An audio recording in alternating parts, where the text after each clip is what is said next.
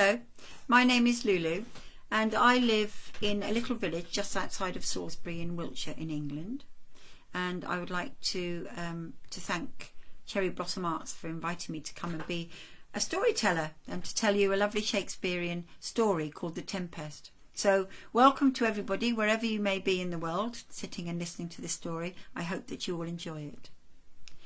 The story is set on a Mediterranean island, and I'm going to just tell you some of the characters that we're going to come across in our story today. There is a wizard, and he's called Prospero, and he has a daughter called Miranda. And then there's also Ariel, who is an airy spirit, and Caliban, who is Prospero's servant. Antonio is the Duke of Milan, and he is Prospero's brother. And then there's Alonso, the King of Naples. The King of Naples has a son called Prince Ferdinand. And then there are also two sailors in our story, Triaculo and Stefano. So let's start our story then. The Tempest. A violent storm was raging over the island. Palm trees bent and swayed like dancers in a howling gale that tore off their branches and sent them tumbling through the air. On a beach, not far from the mouth of his cave, stood Prospero the wizard. His white hair and beard were streaming out in the wind, his black robes flapping around him. As he raised his left hand, thunder rumbled, and as he raised his right hand, forked lightning crackled, flickering like snakes' tongues across the inky clouds. Out to sea, a ship with broken masts and tattered sails wallowed helplessly as the storm drove it towards a jagged coral reef. A young woman in a white gown hurried out of the cave and ran towards Prospero. Her dark hair was whipping about her face. She caught the wizard by his sleeve and called out, "Father!" Prospero seemed not to hear her. His eyes burnt silver with magic, and they stayed firmly fixed on the ship. "What are you doing?" the young lady shouted. "Father, everyone aboard that ship will be killed." Above the sound of the wind came a groaning crash of timber striking rock. A huge wave reared up like a startled horse and thundered down on the ship, making it vanish from sight. Prospero lowered his hands. The wind dropped to a gentle breeze. The boiling clouds faded into a blue sky, and the sun glinted on the calm sea. "No one has been harmed, Miranda," said Prospero. "Everything is as I planned.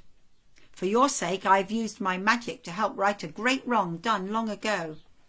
"What wrong, father?" Miranda asked with a puzzled frown. "Enough," said Prospero.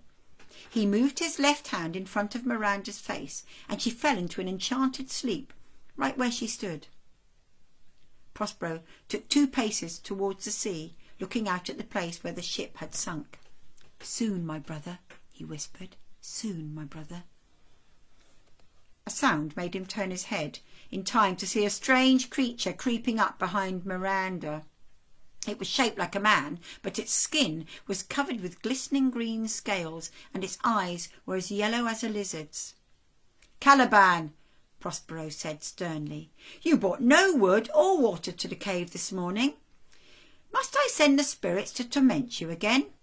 Caliban scowled. "I wasn't born to be your servant," he answered defiantly. "My mother, the great witch Sycorax, promised me that I would rule this island, and so I would have if you hadn't come here and stolen her books and freed her slave spirits to help you drive her away." "Silence," said Prospero, and he snapped his fingers. Needles of fire seemed to lance through Caliban, forcing him to his knees. "Mercy, master, mercy!" he cried, bowing his head.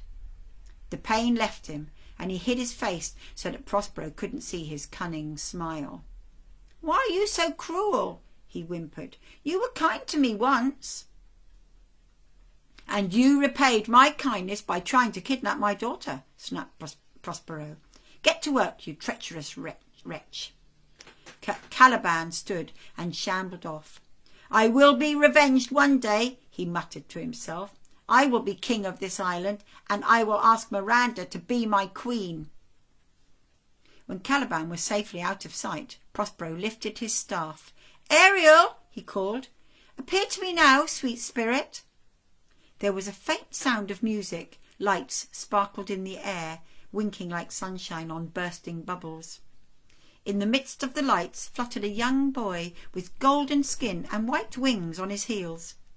He smiled at Prospero and darted playfully around his head. Prospero laughed. "Faithful Ariel," he said. "Are the sailors scattered over the island like I commanded?" "They are, good master," said Ariel, his voice like a gentle humming of a harp. "And where is Ferdinand, the King of Naples' son?" Prospero demanded. "He's close by," said Ariel. "He mourns his father, believing him to be drowned." "He is not drowned," said Prospero. "He wanders the island lost with my brother Antonio." Prospero sighed, and old memories gave his face a far-off look. 12 years ago, when I was Duke of Milan, my wife died. Grief blinded me to the treachery of Antonio, who plotted in secret with my old enemy, King Alonso of Naples. They overthrew me, and Antonio took my place. I was put in an open boat with my daughter and cast adrift to die. But destiny took me in and sent me to this island, to the magic books, and to you. My spells brought the ship here, and now it is time for mischief and magic." "And revenge, master," said Ariel. Prospero shook his head. "I do not seek revenge, only justice," he said. "Go to Prince Ferdinand and bring him here." Ariel's eyes darkened into doubt. "Will it be as thou promised, master? When thy plan is done, shall I be free?" "Free as the wind, my Ariel," said Prospero. "I will break my spells, and no magic will ever hold you again." Ariel glowed brightly and flew off faster than Prospero's eyes could follow. Prince Ferdinand was seated cross-legged on the sand. Salt water and the sun had bleached his brown hair almost blonde, and his handsome face was lined with sadness. Whenever he closed his eyes, he saw the massive waves that had swallowed the ship and cast him onto this uncharted island. He might never be found, and he wondered if it would be better to swim out to sea and join his drowned father than face a life of miserable loneliness. His thoughts were suddenly interrupted by lights dancing in front of his face, swarming like bees. They were so fascinating that Ferdinand could do nothing but stare at them. Then he heard music and the singing of a sweet high voice. "Forget thy father, deep he lies, with shining pearls set in his eyes. Come with me now, Prince Ferdinand, and walk along the yellow sand." Ferdinand seemed to be caught up in a dream. Without a word, he stood and followed the lights wherever they led him. Prospero saw Ferdinand from afar, following bewitched behind Ariel's glimmering lights. When the young prince was close by, Prospero touched Miranda on the shoulder, releasing her from the spell. Instantly she woke, and the first thing she saw was Ferdinand. "Is this a spirit, father?" she gasped. "No, my child. This is a man of flesh and blood like you and me," Prospero told her. "But I thought all men had white hair and beards like yours," Miranda exclaimed. Prospero smiled, signalled to Ariel. The dancing lights vanished, and Ferdinand's trance was broken. He saw Miranda, and his eyes filled with wonder at her beauty. "Am I dreaming?" he whispered. "Is this a vision?" "I am no vision, sir," Miranda said. "I am as real as you are." "If you are indeed real," and shyly she reached out her hand. Ferdinand reached out his, and their fingertips touched. "I saw in the stars that you were meant for each other," Prospero said softly. "Your love will undo all the evil done by hatred." Miranda and Ferdinand heard nothing of this, for they were totally lost in each other.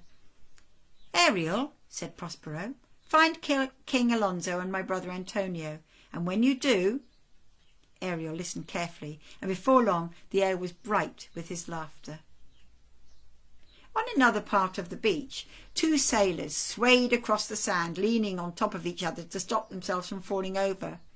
One was Trinculo, and a thin man with ginger hair and freckled face, and his companion was Stefano, who had shock of grey hair and a stomach as round as a watermelon. They had been washed ashore, together with a cask of wine which they had fast consumed, and now they were so drunk that when Caliban jumped out from behind a rock and grovelled at their feet, they were not entirely sure that he was really there. Caliban had been watching them for some time, and his quick, cunning mind had seen a way to use them to get rid of his master Prospero. "Gentle gods," Caliban cried, "have you come from the sky to save me?" "He thinks we're gods," they trickled. He's an ugly brute, but he knows good breeding when he sees it," said Stefano. "That's right, we're gods from the moon," he said to Caliban. "Save me," Caliban begged. "Save me from the wicked enchanter who has enslaved me, and I will give you all his treasure and be your faithful servant forever." "An enchanter?" yelped Trinculo, turning pale. "Courage," Stefano murmured. "What kind of treasure might that be, good monster?" "Gold," said Caliban, "and silver, and many jewels." Stefano drew his cutlass and waved it so clumsily that he almost cut off his ear. "Pirates! Enchanters! It's all the same to me," he boasted. "Take me to the villain. I'll carve him into thin slices." With a whoop of delight, Caliban led the way along the jungle track to Prospero's cave. After the long walk through the jungle's heat and the shadows and strange sounds, Stefano's head began to clear, and he no longer felt quite as bold as he had earlier. And Trinculo was trembling like a mouse's whiskers. Is it much further?" Stefano asked Caliban. "There," Caliban replied, pointing. Trinculo stood on tiptoes and peered. He could see the mouth of a cave filled with an ominous darkness. "Why don't we walk side by side?" he gibbered. "Then nothing can harm us." Even as he spoke, the darkness in the cave began to move. It poured out of the cave mouth, coiling like black mist, and the mist transformed itself into a pack of savage black dogs with red eyes and slathering fangs. Snapping and snarling, the dogs bounded towards the intruders.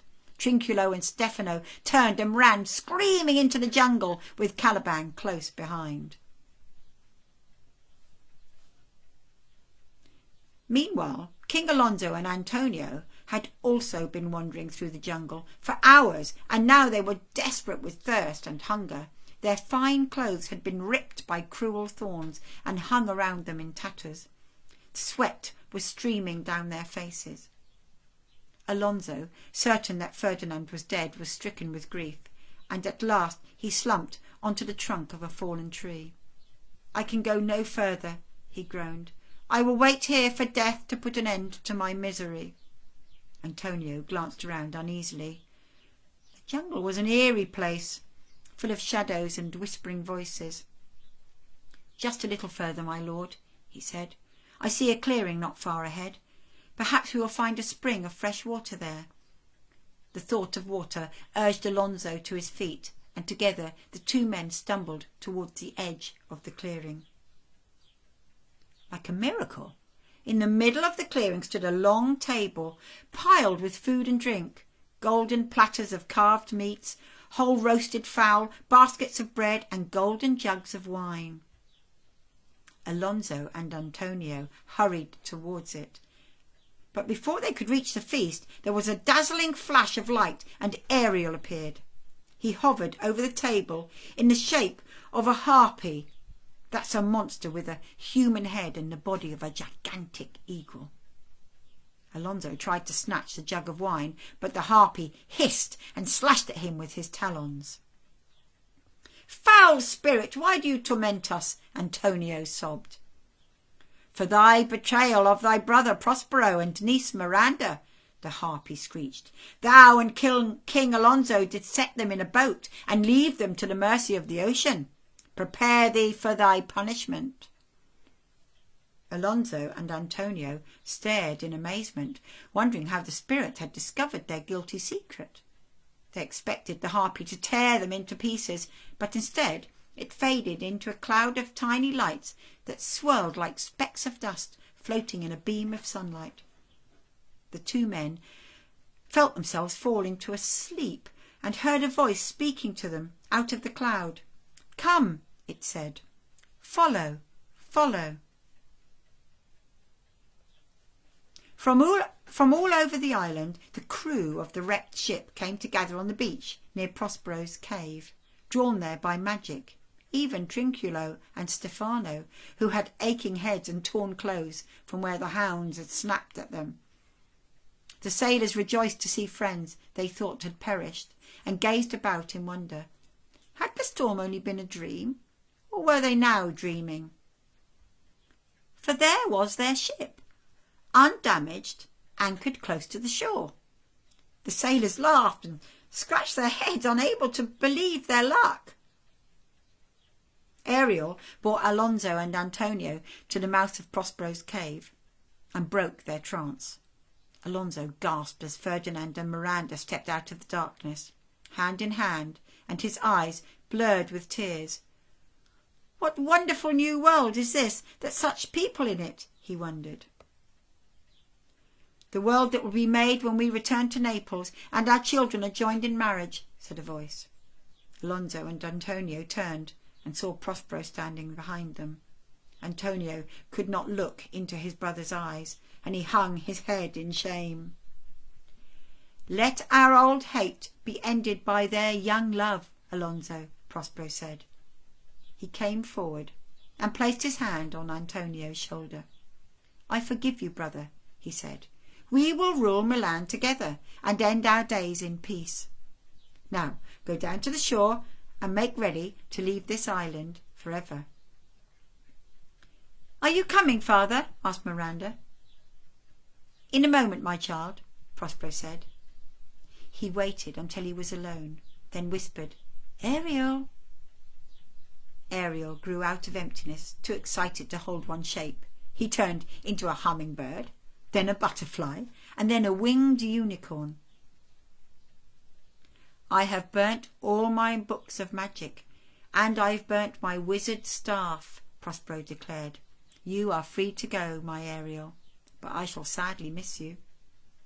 "And I shall miss thee, dear master," said Ariel. "But look for me in springtime blossom, or when the summer breeze stirs, or when the winter stars are blazing bright. I'll be there. Until then, farewell." "Farewell, sweet spirit," said Prospero, and he turned away so that Ariel would not see tears in his eyes. As the ship's sails unfurled and it began to glide away, Caliban came out of his hiding place in the jungle. He danced on the beach, turning cartwheels as he whooped, "I'm the king of the island! King!" His voice frightened off a flock of parrots who clattered out of the treetops and flew over Caliban in a great circle, their plumage, glittering like the jewels in a royal crown. Our revels are now ended. These our actors, as I foretold you, were all spirits and are melted into air, into thin air. That's the end of that story. What a great story. I like that one. I like The Tempest a lot. So I want to say thank you for listening to that story, and I really, really do hope that you enjoyed it. And to remind you that Shakespeare Stories are going to be on at 5 o'clock on Tuesdays, Wednesdays, Thursdays and Fridays for the next few weeks. All you have to do is go to Cherry Blossom Arts page and enjoy the stories. Look out for some more guest storytellers. Thank you very much for listening. Bye.